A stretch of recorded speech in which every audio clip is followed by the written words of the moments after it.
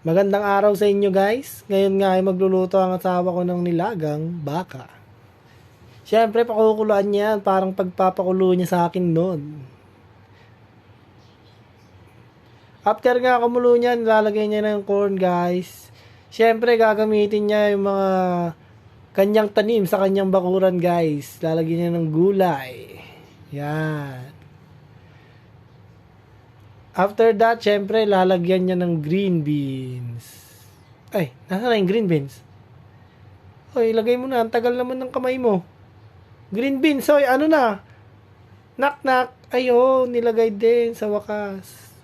Syempre, pagkatapos niyan, guys, ayan na, ready to eat na.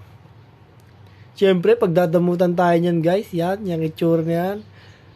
Hindi madamot yan. Napakaganda na, mapagbigay pa. 150. 150. Titingin niya, no? Isus. Oh, sige, 200 na lang, 200. Tingin na. Oh, you always on my mind. Yes, all of the day. Siyempre, guys, nakadami na yan, guys. Mga naka3 kilong kanin na yan.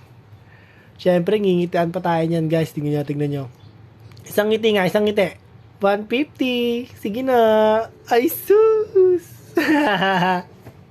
So, yun nga guys. Kaya pala nagluto si Mrs. Meron pala silang bisita guys. Yan, mga family friends. Yan, syempre, love ni Asyong yung mga tita niya na yan. Sila mga nagbuhat sa'yo, Asyong, nung baby ka pa. Ngayon, big boy ka na. Oh, marunong nang manguto. Yan. Tas, tignan nyo guys. 7 months pa lang yan. Pero tignan mo yung trip sa buhay. Tignan nyo. Yan, trip sa buhay. Ay sus. Akala mo talaga. Oh. Pakitang gilas naman yan.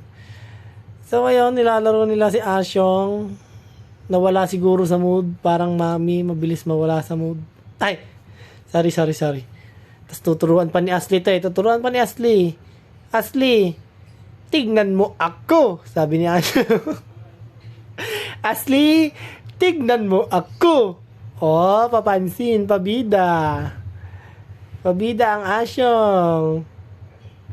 So, ayun guys, gabi na nga, kaya uuwi na yung mga bisita ni